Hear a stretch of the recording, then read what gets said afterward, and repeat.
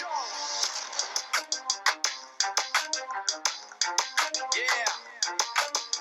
For those of you that want to know what we're all about, it's like this, yo. This is 10% luck, 20% skill, 15% concentrated power of will, 5% pleasure, 50% pain, and 100% reason to remember the name.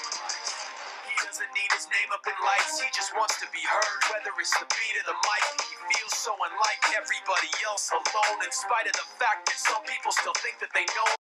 He knows the code, it's not about the salary, it's all about reality and making some noise, making a story, making sure his click stays up. That means when he puts it down, Todd's picking it up. Let's go. Who the hell is he anyway? He never really talks much, never concerned with status, but still even him starstruck. Humble through opportunities given despite the fact that many misjudge him because he makes a living from writing raps. Put it together himself, got a picture connects, never asking for someone's help, but to get some respect. He's only focused on what he wrote, his will is beyond reach, and now it all unfolds, the skill of an artist. This is 20% skill, 80% fear, be 100% clear, cause Ryu was ill. Who would've thought he'd be the one that set the West in flames? And I heard him wreck it with the crystal method, name of the game. Came back, dropped Megadeth, took him to church. I like Bleach, man. Ryu had the stupidest verses, dude, is the truth. Now everybody giving them guest spots and stocks through the roof.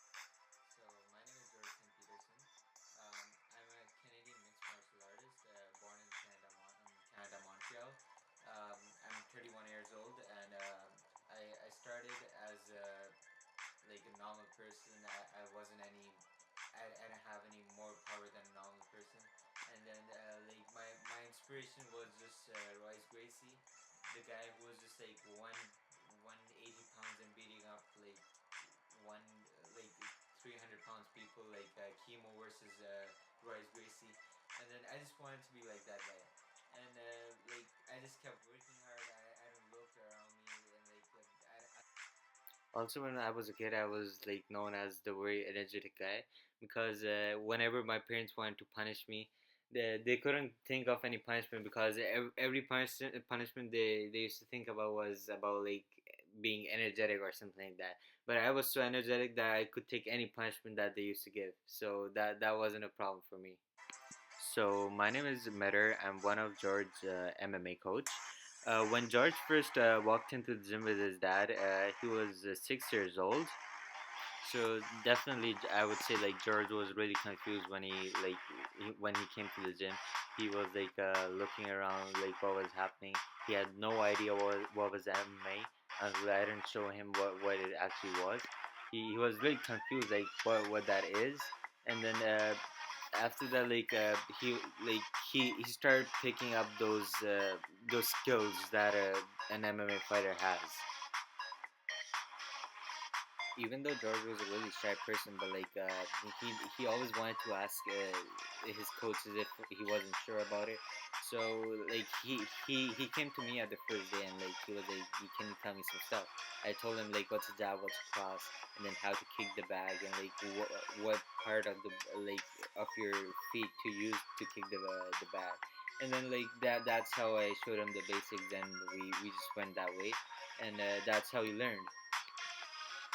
After a couple of days of training on the bag, and like when I thought he was ready, I just took him into the cage. Then I was like, George, I'll teach you the basics how to spar now, and how to do the takedowns, how to use a punch in a fight, and how to use a kick.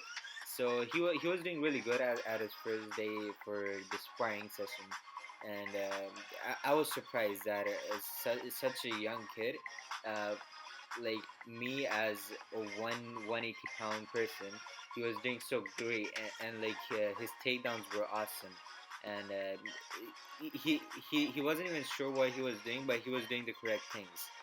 So I think so. That's the way he learned, even though he was doing the right things.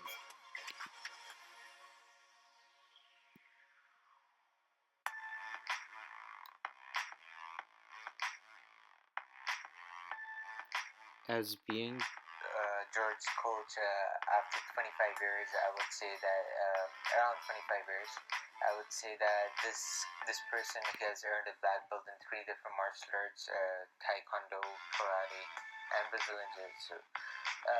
He's one of the most respectful guy that I've ever seen in my gym. Just because when a white belt comes in, like a new white belt who doesn't know anything about jiu-jitsu, they 90% of their white belts drop out for their first week just because they're like, okay, I can't beat this guy. I couldn't be good at the sport anymore. But George just makes them feel good. George just let them pass the guard and like just make them feel that they're more stronger than George. So that's what motivates other people, and I think so. He's a really respectful guy. After a long time of hard work, George received a call from Tough MMA. But the condition was he had to travel on his own money. Due to poverty, he had no option to refuse the call, and then he refused the call. Then finally, in 2001, he received a call from Dana White saying that he would pay all the charges for traveling, and he would also pay him for the fight. Then George was happy, and he was happy to receive the call. And here's when the journey started. George had a pretty crazy life that even though he was earning a lot, but before that he had like a really smart car, a very cheap car, and at the same time he had like a really bad like part-time job, like a couple of them. And one of his part-time job was also like a garbage man, picking up people's garbage. So like he never complained. The best thing about George was he always wanted to train, and like whatsoever, all his money used to go in training, and since he was coming from a poverty background. In the last fight of George St. Peterson against Johnny Hendricks, George St. Peterson said that he might not return back because he needs a break. So Dana White says that he's retiring, and this is how the journey ends. After all the struggle, now George St. Peterson is now the UFC middleweight world champion, not just one time, but like three-time world champion. So this is how George inspires people that hard work pays off in the end.